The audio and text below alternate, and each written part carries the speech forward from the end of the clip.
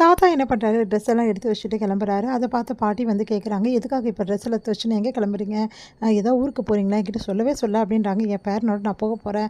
இதுக்கப்புறம் என் பேரன் இருக்க இடத்துல தான் நான் இருக்க போகிறேன் அப்படின்னு நம்ம சொல்கிறாரு. அதை கேட்டு பயங்கரமாக அதிர்ச்சி அடைகிறாங்க. பாட்டி நீங்கள் என்ன சொல்கிறீங்க? காவேரி வீட்டுக்கு போக போகிறீங்களா அப்படின்னு. இங்கே காவேரி வீட்டுக்கு போகல, என் பேரன் இருக்க வீட்டுக்கு போகிறேன் அவ்வளோதான். காவேரி என் பேத்தி தான், அவள் வீட்டுக்கு போகிறதுல எனக்கு ஒன்றும் பிரச்சனை கிடையாது அப்படின்னு. நீங்கள் என்னங்க சொல்கிறீங்க? எதுக்கு இப்படிலாம் பண்ணுறீங்க? வேறு என்ன பண்ணுறது? இங்கே தான் எதுவுமே வந்து இல்லையே. என்னப்பா என்ன சொல்லிட்டு இருக்கீங்க அப்படி சொல்லிட்டு ராதா வராங்க. உடனே வந்து உங்கள் அப்பா கோச்சிட்டு இந்த விஜய் வீட்டுக்கு போகிறாரா? விஜய் வீடுன்னு சொல்கிறதோட காவேரி வீடு, அது காவேரியோட அம்மா வீடு, அந்த வீட்டுக்கு போகிறாரா அப்படின்னோடனே எந்த வீடாக இருந்தானா அன்பு பாசம் எல்லாம் எங்கே கலந்துருக்கோம் அங்கே தானே போக முடியும். அப்போ இங்கே எதுவுமே இல்லைன்றீங்களா? ஆமாம், என்ன இருக்கீங்க?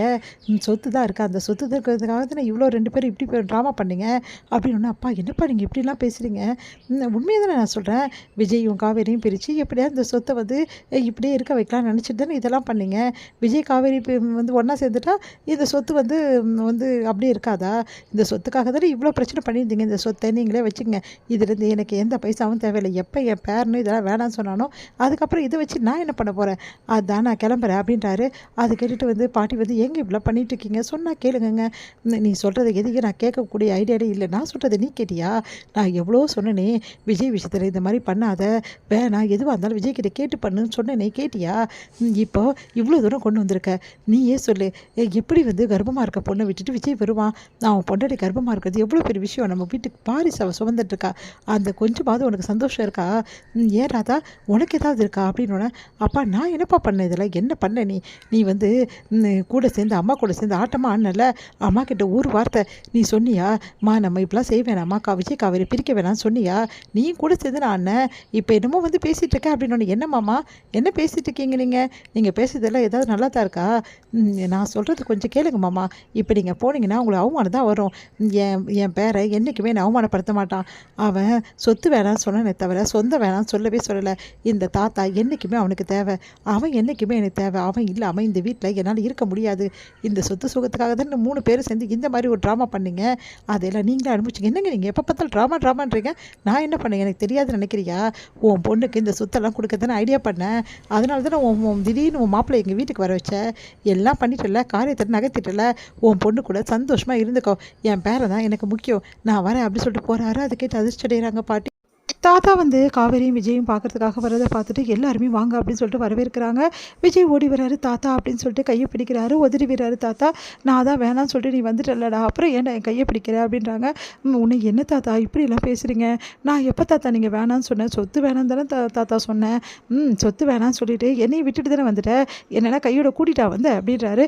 அதை கேட்டு தாத்தா அப்படின்னோடனே பின்ன என்னடா உன் இஷ்டத்துக்கு கொஞ்சம் கூட யோசிக்காமல் நீ பாட்டு வந்துக்கிட்டே இருக்க. அப்போ நான் யார் அவனுக்கு? அப்போ நான் உனக்கு வேணாமாடா? என்னை அப்படியே விட்டுட்டு வந்துடுவியா? நீ இல்லாமல் நான் இருந்துருவேன்னு நினச்சிட்டுக்கியாடா? என் கொள்ளு பேரனை பார்க்கணும், நான் கொண்டாடணும்னு ஆசைப்பட மாட்டேனாடா? என்கிட்ட அந்த விஷயத்த கூட இவ்வளோ நாளாக சொல்லாமல் மறைச்சி வச்சிருந்தாரு நீ. ஏம்மா காவேரி நீயும் மறைச்சி வச்சிருந்தல அப்படின்னு. தாத்தா என்னை மன்னிச்சிடுங்க தாத்தா அப்படின்னு சொல்லிட்டு காவேரி ஓடி வராங்க. கையை பிடிக்கிறாங்க. விடுமா, நீங்கள் 2 பேருமே இந்த தாத்தாவை பெரிய விஷயமாகவே நினைக்கல. இந்த தாத்தா உங்களுக்கு தேவையில்லைன்னு தானே நினச்சி தனியாக வந்துட்டீங்க. உன் புருஷனும் கூட வந்துட்டான். இந்த தாத்தா தேவையில்லைல்ல உனக்கு தாத்தா அப்படின்லாம் சொல்லாதீங்க தாத்தா. நீங்கள் ஏன் தாத்தா எனக்கு தேவையில்லை? பாட்டி வந்து சொத்து கேட்டாங்க தாத்தா, அதான் தாத்தா கொடுத்துட்டு வந்தேன். மற்றபடி நீங்களோ பாட்டியோ வேணாம் நான் என்றைக்குமே சொன்னதில்லையே தாத்தா. தாத்தா என்னால் அவ்வளோ சொத்து எவ்வளோ வேணாலும் சம்பாதிக்க முடியும் தாத்தா. இப்படிலாம் பேசாதீங்க தாத்தா அப்படின்னோடனே, இங்கே பாருப்பா, நான் சொத்துக்காகவோ எதுக்காகவோ வர மாதிரி நீ வேணான்னு சொன்னால் அந்த சொத்தை நான் யாருக்கோ தூக்கியெல்லாம் கொடுத்துட மாட்டேன். அது உன் சொத்து தான், எப்போ இருந்தாலும் உனக்கு தான் சொந்தம். நீ யாருக்கு கொடுத்தாலும் அதுக்காக நான் பார்த்துன்னு சும்மா இருந்திருக்க மாட்டேன். உனக்கு வேணான்னா விட்டு என் கொள்ளு பேரன் வச்சுப்பான், உனக்கு என்ன பிரச்சனை அப்படின்றாங்க. அதை கேட்டுட்டு வந்து தாத்தா அப்படின்னு சொல்லிட்டு அப்படியே வந்து கட்டிக்கிறாரு விஜய். அப்படியே கட்டிக்கிறார். தாத்தா ஏன்டா இப்படி பண்ண? தாத்தாவை தவிக்க இல்லாமல் இந்த வயசான காலத்தில் நீங்கள் 2 பேரும் தானே தாத்தாக்கு வேணும் அப்படின்னு சொல்லிட்டு சொன்னோன்னே காவேரி வந்து அப்படியே தாத்தாவை கட்டிக்கிறாங்க. சாரி தாத்தா அப்படின்னு சொல்லிட்டு 2 பேருமே வந்து என்னை தவிக்க விட்டுட்டு இப்படி வந்துட்டீங்களே, நீங்கள் இல்லாமல் நான் இருப்பேனா அப்படின்னு. சாரி தாத்தா என்னை மன்னிச்சிடுங்க அப்படின்னு சொல்லிட்டு விஜயும் காவேரியும் மாறி மாறி சொல்லிட்டு இருக்காங்க. அப்படியே தாத்தா கண்கலங்கி அவங்க 2 பேரும் அப்படியே கட்டிட்டு அழுறாரு.